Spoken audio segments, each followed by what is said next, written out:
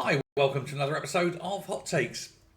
And I said it was a story that wasn't going to go away, but the National Security Advisor, Jonathan Powell, is back in the firing line again.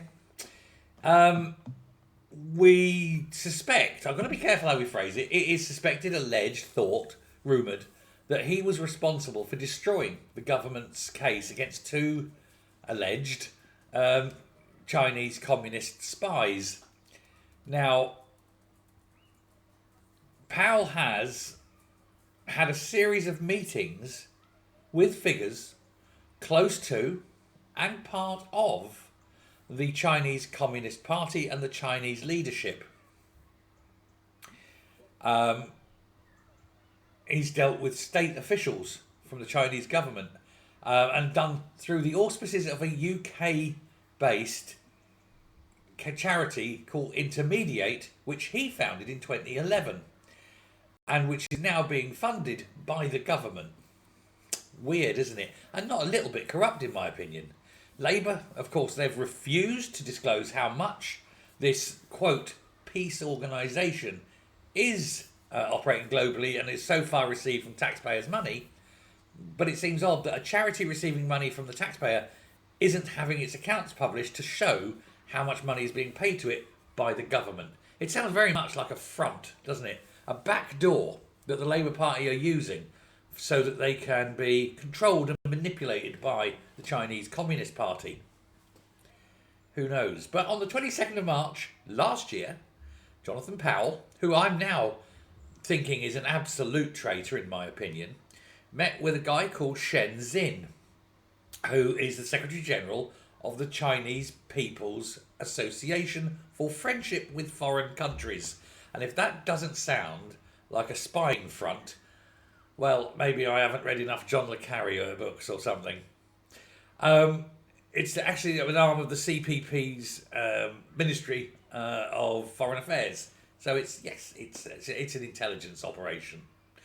It was held in, quote, a private capacity, him as a private citizen, rather than a representative of the government, and that way he doesn't have to report anything. But a public readout says that the pair met along with the US Department of State's Stephen Biegun, I think, quote, to discuss the current opportunities and challenges in China-US relations and how to improve the relationship between the two sides through civil exchange. This is because China wants to do terrible things and it doesn't want to get blown up by the Americans. Effectively, they want Formosa. Formosa? How old am I? Taiwan. Anyway, 2 days before that, Powell met again, but this time with the Deputy Commander of the Chinese Air Force. He's the head of a charity. Why is he meeting some air chief from the Chinese Air Force? Unless there are shenanigans.